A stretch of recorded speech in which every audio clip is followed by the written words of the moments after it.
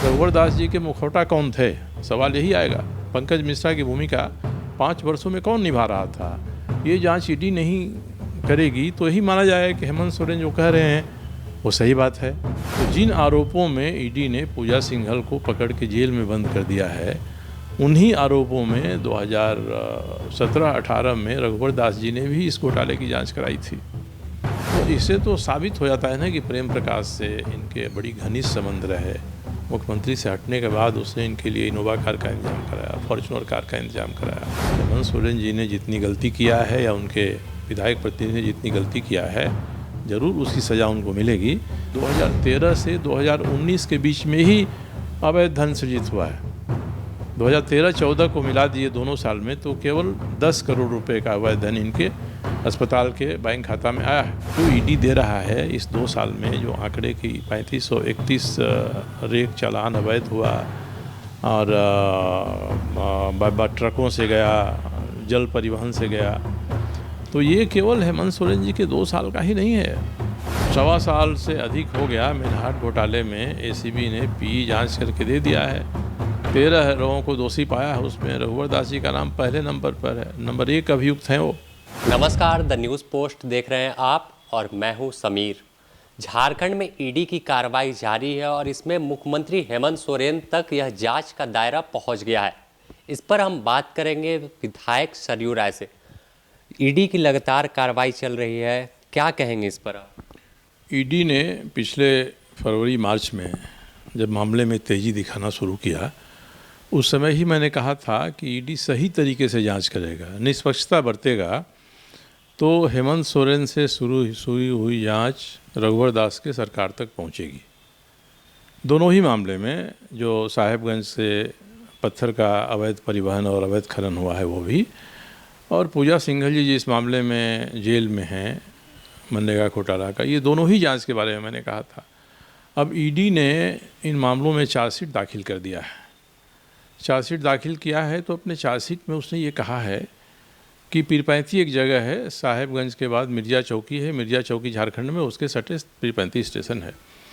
वहाँ से 251 rack railway rack अवैध गिट्टी की ढुलाई हुई है। अब इस 291 में से 233 रैक गिट्टी की ढुलाई रघुवर दास जी की सरकार में हुई है 2015 से 2019 के बीच में, और केवल 18 रेक गिट्टी की ही ढुलाई हेमंत सोरेन की सरकार में हुई है। ईडी अपने चार्जशीट में कह रही है। तो जब आप खुद ही चार्जशीट में इस बात को कह रहे हैं और ये कह रहे हैं कि हेमंत सोरेन जी के मुखौटा पंकज मिश्रा थे जो मुख्य आरोपी हैं, और प्रेम प्रकाश की कंपनी ढुलाई कर रही थी, तो इसी प्रेम प्रकाश की कंपनी सीटीएस इंडस्ट्री ने 2015 से लेकर 2020 तक भी ढुलाई किया है। अब प्रेम प्रकाश की कंपनी दोनों में ढुलाई कर रही है और एक में मुखौटा हेमंत सोरेन जी के पंकज मिश्रा हैं। तो मैं यही जानना चाहता हूं कि ईडी को बताना चाहिए कि रघुवर दास जी जब उसमें थे तो उनका मुखौटा कौन था। प्रेम प्रकाश तो दोनों में शामिल था, तो जो भूमिका पंकज मिश्रा ने निभाया है वह भूमिका उनके समय में कौन निभा रहा था, इस बात की तहकीकात ईडी नहीं करेगी तो ये कहा जाएगा कि जाँच निष्पक्ष नहीं है।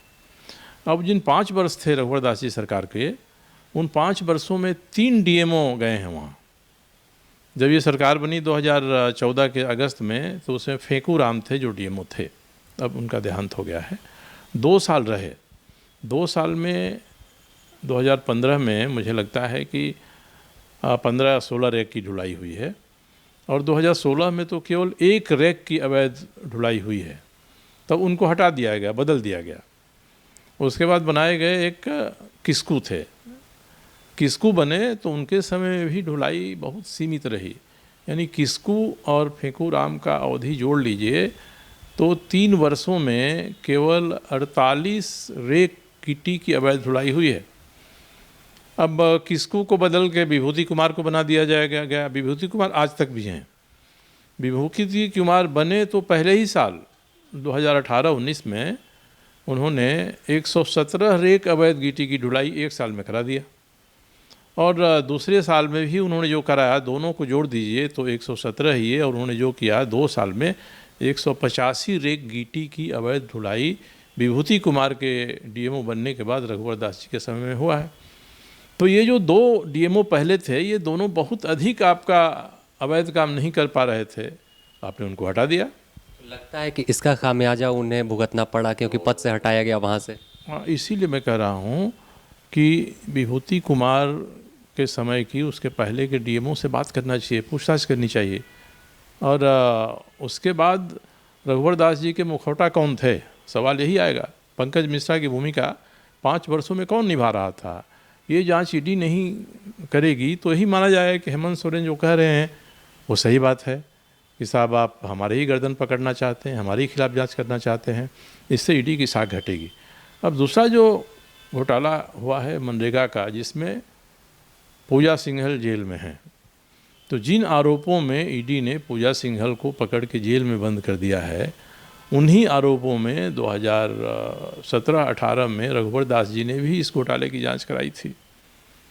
उस समय निधि खरे कार्मिक सचिव थी, आज केंद्रीय पद नियुक्त पर हैं।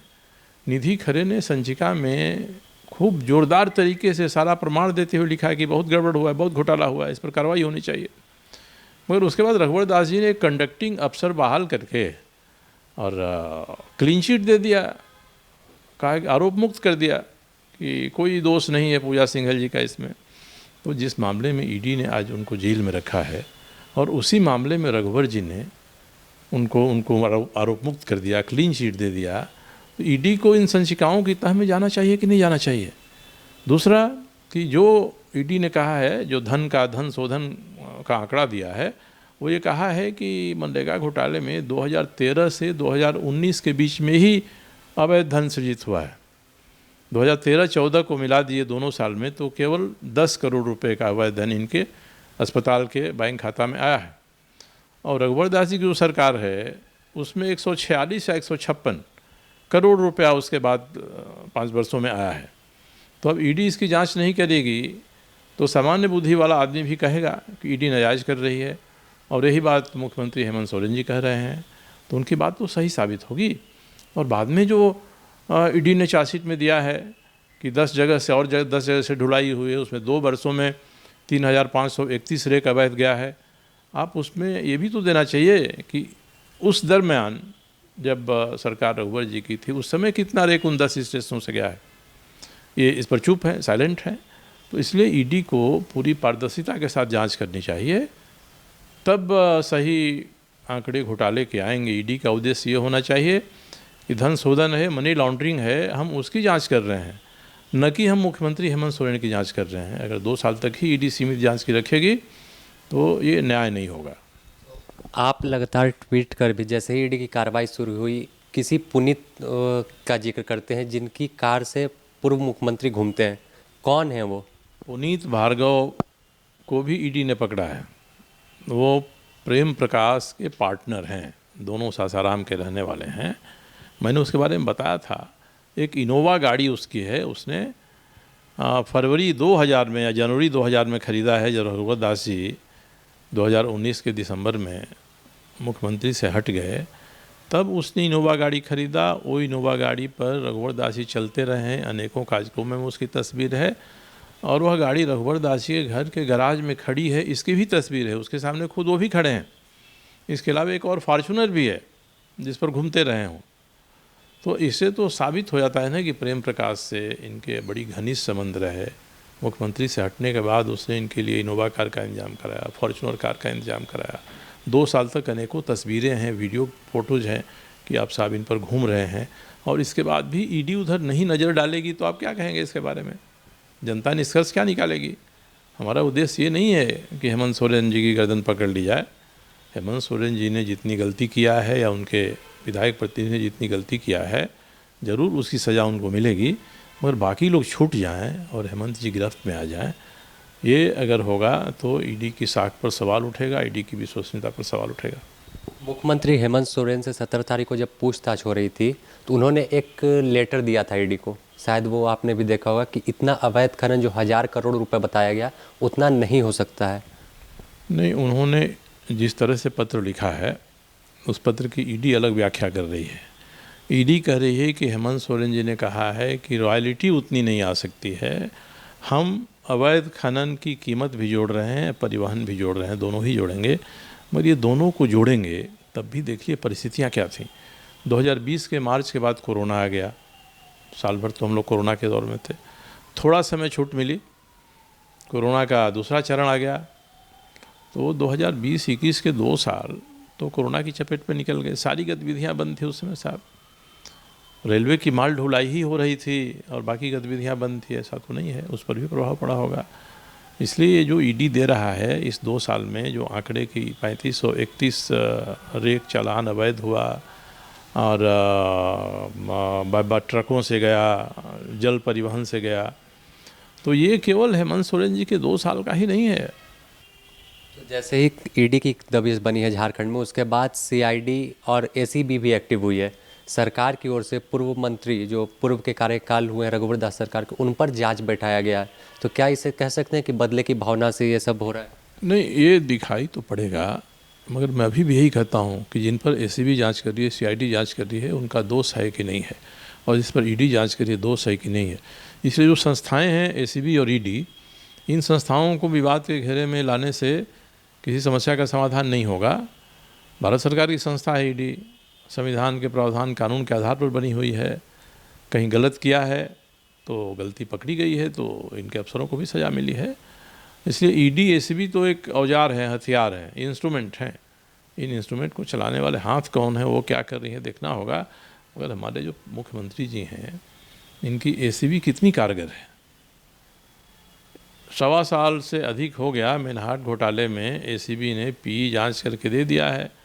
13 लोगों को दोषी पाया है, उसमें रघुवर दास जी का नाम पहले नंबर पर है, नंबर 1 अभियुक्त हैं वो। अब उस मामले में आगे कार्रवाई करनी चाहिए, 1.5 साल से कार्रवाई बंद है। अब उनकी एसपी पूछ रही है कि साहब इस मामले में कैबिनेट ने एक बार फैसला 2 बार किया था, तो हमको कुछ कार्रवाई कर सकते हैं कि नहीं कर सकते हैं साहब। तो आपको क्या मतलब है कैबिनेट ने क्या किया नहीं किया, आप जो दोषी पाया जाए उस पर कार्रवाई करिए। मैंने T shirt toffee Sunidhi Chauhan के प्रोग्राम के घोटाला का दिया था, मुझे लगता है कि उसकी भी जांच हो गई है, उसकी रिपोर्ट भी जमा हो गई है। तो एक बार मैंने बात किया तो मुख्यमंत्री जी ने कहा कि लोग कहेंगे कि मैं बदले की भावना से काम कर रहा हूँ। तो दूसरे पर बदले की भावना से आप आरोप लगाइएगा, कुछ कार्रवाई भी अपने करिएगा, मगर जो दोष सिद्ध हो गया है उस दोष पर आप कार्रवाई नहीं करिएगा तो इसका मतलब कि आपकी एसीबी बिना रीढ़ की है, एसीबी कुछ नहीं कर सकती है। एजीपी जिस तरह से ईडी के पास जितने संसाधन हैं एसीबी के पास नहीं है, जितने ईडी के पास अफसर हैं एसीबी के पास नहीं है। तो एडीबी और एसीबी की तुलना करने के पहले देखना चाहिए कि जो ये सरकार के अधीन एसीबी है, वह सरकार ज़रा एसीबी का सही इस्तेमाल भी तो करे। सही इस्तेमाल नहीं करिएगा और कहिएगा कि लोग कहें कि बदले की भावना से काम कर रहे हैं और अपने शिकायत करिएगा कि हमारे खिलाफ़ कार्रवाई हो रही है, ऐसा कोई मतलब नहीं है। इसलिए हेमंत सोरेन जी तो इस मामले में बहुत सही नहीं साबित हो पा रहे हैं। कहीं ना कहीं कह सकते हैं कि चाहे वह राज्य की एजेंसी हो या केंद्र की, उसमें नेताओं का और जो सत्ता में रहते हैं उनका इंटरफेयर रहता है। अब सत्ता में रहता है कि नहीं रहता है, ये मैं एजेंसियों पर दोषारोपण नहीं करना चाहता हूँ। दोनों एजेंसियाँ अपने आप में एक ख़ास इंस्ट्रूमेंट के रूप में, औजार के रूप में बनाई गई हैं। उन पर कोई टिप्पणी करना मुझे उचित नहीं लगता है, मगर जब वो टिप्पणी कर अपना काम पूरा कर ले रही हैं और उसके बाद सरकार को देना है आदेश, एसीबी ने मिनहाट में टॉफ़ी टी शर्ट घोटाले में जांच कर लिया तो उसका कार्रवाई करने का आदेश सरकार को देना है। सरकार आदेश दे और एसीबी ईडी कार्रवाई करें। इसलिए इन संस्थाओं को लांछित करना, इनको कलंकित करना, ये कहीं से भी उचित नहीं है। इनको अपना काम करने देना चाहिए। बहुत बहुत धन्यवाद। तो आपने सुना, यह थे विधायक सरयू राय। भ्रष्टाचार के खिलाफ मुखर होकर शुरू से ही अपनी आवाज़ बुलंद करते हैं और जो हाल के दिनों में चाहे वह ईडी कार्रवाई कर रही है या एसीबी, उस पर मुखर होकर तमाम सवालों का जवाब दिया है। द न्यूज़ पोस्ट में फिलहाल इतना ही। हम आगे और भी दूसरी खबर आप तक लेकर पहुंचेंगे अपने सहयोगी संतोष कुमार के साथ। Sameer, the news post, Ranchi.